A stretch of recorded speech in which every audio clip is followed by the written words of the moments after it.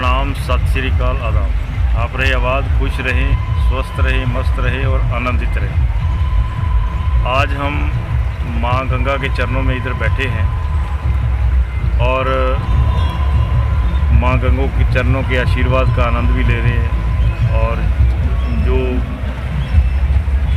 ये जल का प्रवाह हो रहा है, इसकी जो ध्वनि है उसका भी आनंद ले रहे हैं। और यहाँ पर पूरे देश का, पूरे विश्व से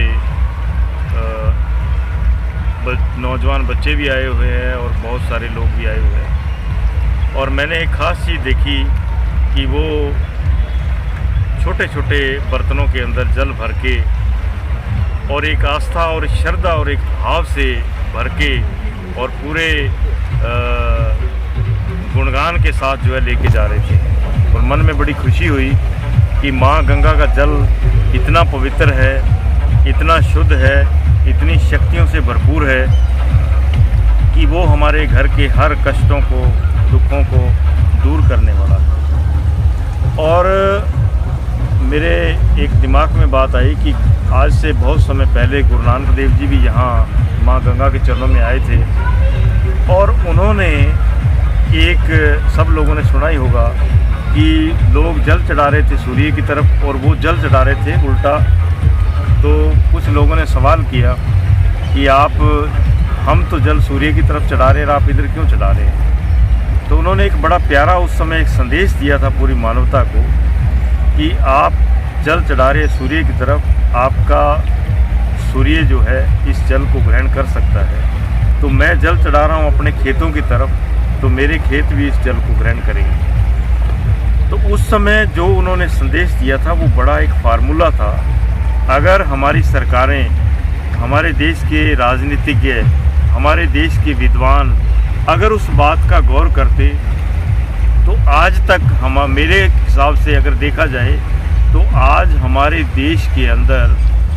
ये जो पेस्टिसाइड डाल करके जो हम खेती कर रहे हैं वो कभी ना होती, क्योंकि माँ गंगा के इस पवित्र जल से इतनी ऑर्गेनिक और शुद्ध फसलें, शुद्ध बूटियाँ होती कि भारतवर्ष का नागरिक कभी भी बीमार ना होता। आज भारत के अंदर जैसे हम पूरे देश के अंदर शिविर लगा के देखते हैं कि जहाँ भी कैंप लगता है, जहाँ भी शिविर लगता है तो लाखों करोड़ों लोग अनेकों बीमारियों से ग्रस्त हो चुके हैं। और उसमें मेन मुख्य कारण ये है कि जो हम खाना खाते हैं, जो हम भोजन लेते हैं उसके अंदर बहुत जहर है, बहुत पॉइज़न है। उसकी वजह से आज पैदा होने वाले तकरीबन बच्चों को, किसी को हीट से एलर्जी है, कुछ बच्चे सीपी के पैदा हो रहे हैं, अलग अलग ऐसे महारोगों से पैदा हो रहे हैं जिनका कोई भी समाधान नहीं है। तो आज हम यहाँ बैठे थे माँ के चरणों में और अंदर, दिल के अंदर एक आवाज़ आई कि एक छोटा सा संदेश सरकार को और हमारे विशेषज्ञों को दिया जाए कि ये जो हमारी माँ गंगा बह रही है और गंगा का इतना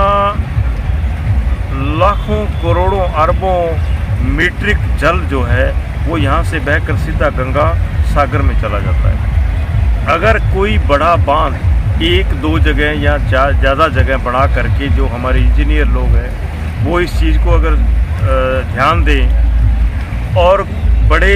बांध बन जाए और ये बांध बन करके नहर निकाली जाए और वो नहर जो हमारे सूखाग्रस्त इलाके हैं, जैसे राजस्थान का बहुत बड़ा इलाका सूखाग्रस्त है और उस सूखेग्रस्त इलाके की भूमि इतनी उपजाऊ है कि वहाँ सोना उगल सकती है धरती। तो और राजस्थान का कुछ इलाका है, कुछ हरियाणा का इलाका मैंने देखा, जैसे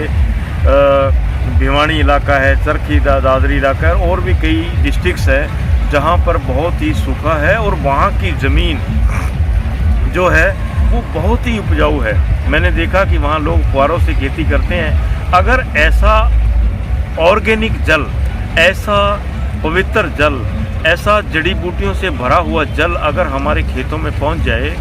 तो हमारे देश के अंदर ऐसी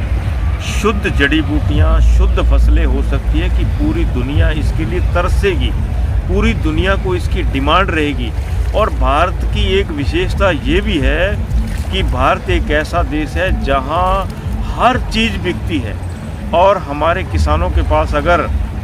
इतनी शुद्ध ऑर्गेनिक खेती की फसलें हो जाएगी तो हमारा किसान इतना कह लो खुशहाल हो जाएगा कि वो कभी सोच भी नहीं सकता। तो इसके लिए हमें एक थोड़ा सा उद्यम करने की ज़रूरत है कि बहते हुए इस जल को कोई बांध बना करके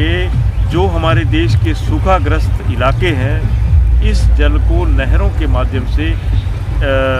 जो है उस इलाकों तक पहुंचाया जाए। जब गंगा माँ की कुछ बूंदों से हमारे घर पवित्र हो सकते हैं तो हमारे देश की वो भूमि कितनी पवित्र हो जाएगी, पूजनीय हो जाएगी, और उस धरती से कितने ही तरह की क्योंकि अलग अलग क्षेत्र में अलग अलग तरह की बूटियाँ उगती है और वो बंजर भूमि होने के कारण वहाँ जो है वो फसलें नहीं हो रही है क्योंकि वहाँ पानी की कमी है। तो ये जल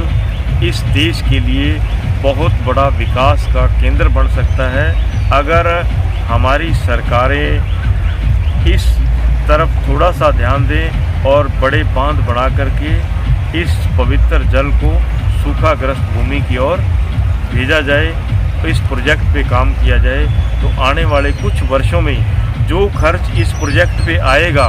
वो हमारे खेतों में होने वाली फसलें कुछ वर्षों के अंदर पूरा कर देंगी और उसके बाद हमारे देश के वो किसान, गरीब किसान जो बंजर भूमि से जूझ रहे हैं, वो सदियों तक खुशहाल रहेंगे और हमारी आने वाली पीढ़ियाँ स्वस्थ, तंदुरुस्त और खुश पैदा होंगी। धन्यवाद।